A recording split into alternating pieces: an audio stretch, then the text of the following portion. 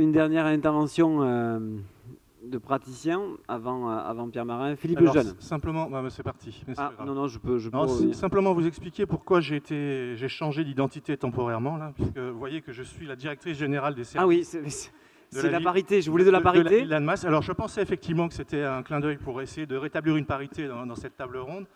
Elle y était dans d'autres, je ne sais pas si vous avez remarqué. Non, c'est la parfaite illustration de ce qu'est la libération des initiatives des agents dans notre collectivité, puisque la personne qui a porté la ville d'Annemasse à être candidate ou à dire « Ok, on viendra », c'est ma collègue, Essia, DGA, et qui après est venue me dire « Philippe, je nous ai inscrits, mais je ne pourrais pas y aller, donc il faut que tu y ailles ».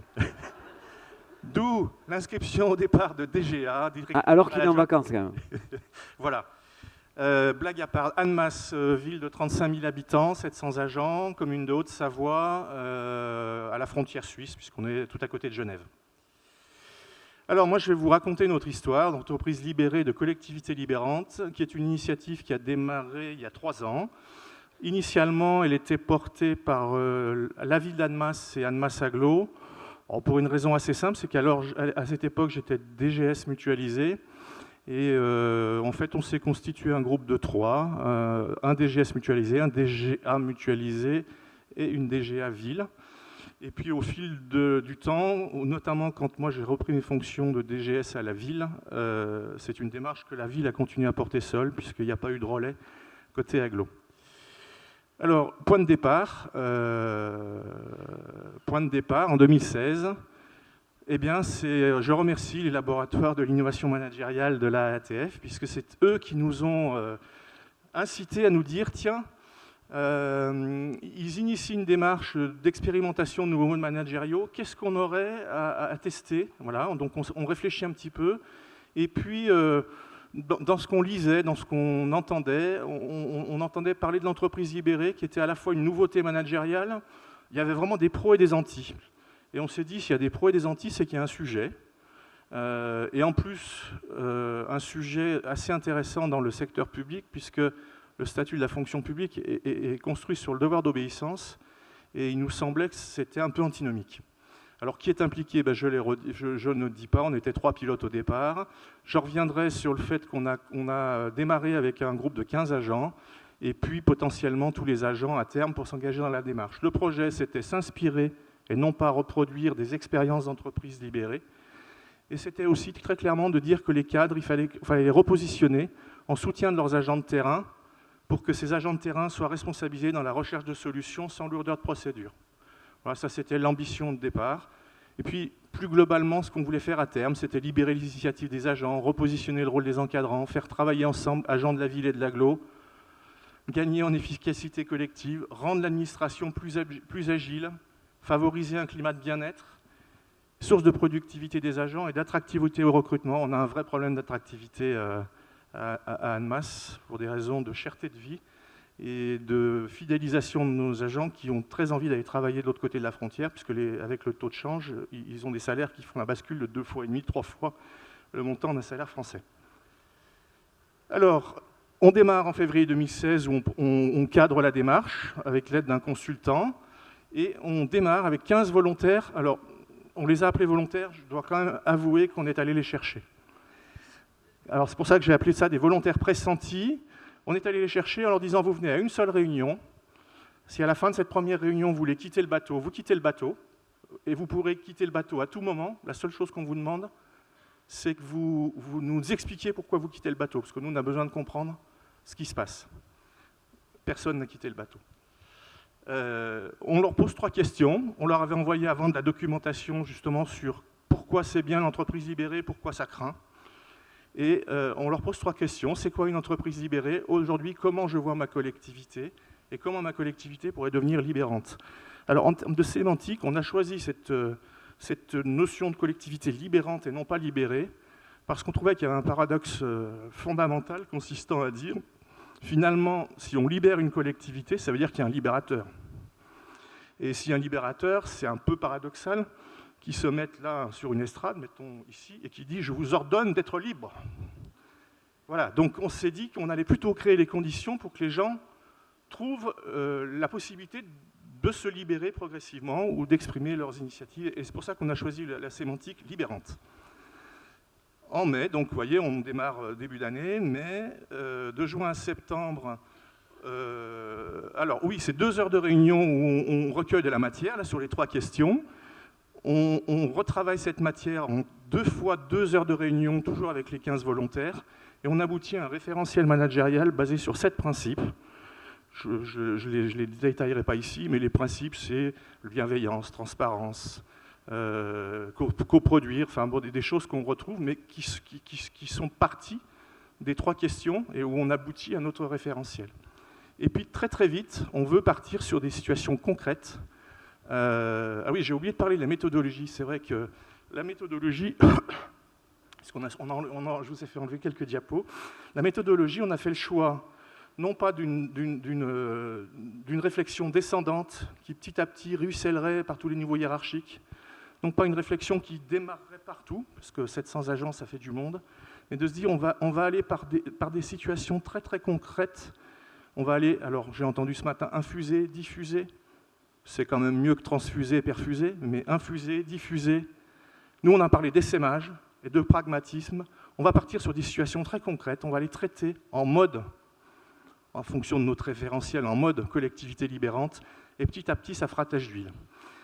On choisit 2 situations qu'on a appelées des irritants, 2 parmi 20 ou 25 qu'on avait identifiés, pour tester effectivement ces 7 principes. Les 2, c'est très très banal. Comment permettre à l'accueil de renseigner efficacement l'usager? Comment accueillir et intégrer un agent pour qu'il comprenne mieux le sens de son travail? Ce qui est intéressant, ce n'est pas tellement le contenu des actions qui en découleront, c'est plutôt la façon dont les personnes ont souhaité travailler. C'est-à-dire que pour les nouveaux agents, ils sont allés rencontrer effectivement, et ils ont questionné les 50 derniers agents nouvellement arrivés pour leur dire comment vous avez vécu et qu'est-ce qui vous a manqué. Et pour les agents d'accueil, comment vous pouvez, vous en tant qu'agent d'accueil, renseigner efficacement l'usager, de quoi vous avez besoin. Il y a eu un travail de fait avec les 100 agents d'accueil, ville et agglo. On lance les 2 groupes de travail en janvier 2017. Alors là, je mets un petit clin d'œil, clignotant, parce qu'on était sur la lancée, on partait, et le petit clignotant, c'est le schéma d'après, c'est qu'il y a des chefs qui commencent à nous dire « Dis donc, vous lancez une démarche, là, c'est bien, mais moi, je ne sais plus à quoi je sers. Je ne sais plus à quoi je sers. » D'où, effectivement, il semblerait qu'il y ait des réunions qui se montent dans notre dos, des réunions de chefs anonymes qui vivent très très mal la situation. Et on se dit, on va rectifier le tir. Et donc, on lance une formation de l'ensemble des managers. C'est la branche qui démarre, avril, toute l'année 2017. Formation des 105 encadrants, de l'agent de maîtrise au directeur général, dans des groupes de 12, de tout niveau hiérarchique confondu. Et on a 4 jours de socle managérial commun, non pas pour nous former à l'entreprise libérée, parce que par définition, on est en train de construire notre propre modèle, mais à nous donner des outils pour manager nos équipes, pour manager nos équipes, avec en toile de fond, effectivement, toute la philosophie de l'entreprise libérée, qui est celle du pari de la confiance. Enfin, c'est-à-dire que, j'ai oublié d'en parler, mais la conviction qu'on essaye de déployer depuis le début, c'est oser le pari de la confiance envers le pouvoir d'agir de chacun des agents. En fait, il se trouve que chacun d'entre nous, enfin chacun de nos agents, sommes des adultes responsables dans la vie de tous les jours. Et on se dit qu'on n'est pas à l'abri d'un coup de bol, qu'on puisse rester des adultes responsables en milieu professionnel. Voilà. Et que ça vaut le coup peut-être effectivement d'oser faire le pari de la confiance, parce que c'est le pire qui puisse nous arriver, quoi. Donc on fait cette formation de 4 jours. À la fin de l'année 2018, on recapitalise avec les 105 encadrants pour en tirer un bilan, pour tirer d'autres pistes d'action. Pendant le même temps, les groupes produisent, à la fois sur l'accueil de l'usager, sur l'accueil d'un nouvel agent. Je ne reviens pas sur les productions. Encore une fois, ce qui est plutôt intéressant, c'est la façon dont elles étaient produites. Il y a effectivement des foires aux questions, on commence à voir aussi des choses qui sont visibles. La demi-journée d'accueil des nouveaux agents, par exemple, se déroule dans un escape game, avec 2 temps dans la matinée, un temps d'escape game, pour montrer que la coopération est nécessaire quel que soit le niveau qu'on occupe dans la collectivité, quel que soit le service, et un temps d'atelier de créativité où en 3/4 d'heure, les agents sont, alors qu'ils ne se connaissent pas, les agents sont mis en situation de produire quelque chose avec une méthodologie d'intelligence collective pour faire la démonstration que, avec des outils bien faits, avec un bon processus, finalement, on peut, sur un sujet qu'on ne connaît pas, on est capable de créer en 1 heure de temps. Formation pour les agents d'accueil, c'est en cours. Alors, vous allez me dire, là, pour l'instant, c'est très... on avait aussi lancé une enquête usagée, parce qu'on voulait améliorer la qualité de l'accueil, donc on a lancé une enquête usagée. On a relancé 5 nouveaux groupes de travail sur cultiver le positif, sur comment là-haut, ils peuvent... Enfin, c'était le titre, d'ailleurs, du groupe de travail. Comment là-haut, ils peuvent se rendre compte de ce qui se passe réellement sur le terrain et en tenir compte quand ils prennent des décisions. Voilà, donc, c'est un des groupes de travail qui est en train de phosphorer. Alors j'insiste là-dessus, la démarche elle a démarré en 2016, mai-juin 2018, on partage avec les élus et les syndicats. On avait décidé de démarrer de façon pragmatique et partage d'huile. Qu'est-ce qui s'est passé? On a eu à ce moment-là, fin 2017, on a eu à ce moment-là des questions des élus, des questions des organisations syndicales en disant « il semblerait quelque chose qui se passe dans la collectivité, est-ce qu'on pourrait en savoir un peu plus ?» Pas de problème, on va vous faire une formation. Et du coup, j'ai eu à conduire d'autres démarches de changement dans le précédent poste. On a gagné beaucoup de temps en faisant comme ça. On a gagné beaucoup de temps. J'entendais ce matin qu'on disait que c'était bien qu'il soit porteur quelque part en amont. Comme on voulait très très vite aller sur du concret, je pense qu'on a gagné beaucoup de temps et que ça a été plus facile de convaincre à ce moment-là en ayant du concret sur voilà comment on a travaillé. Et le fait que ce soit les élus et les syndicats qui viennent interpeller les porteurs montrait à l'évidence qu'il se passait quelque chose. On va terminer. Alors tout le reste, c'est des initiatives qui sont non labellisées, entre guillemets, c'est-à-dire des initiatives qui se prennent ici ou là.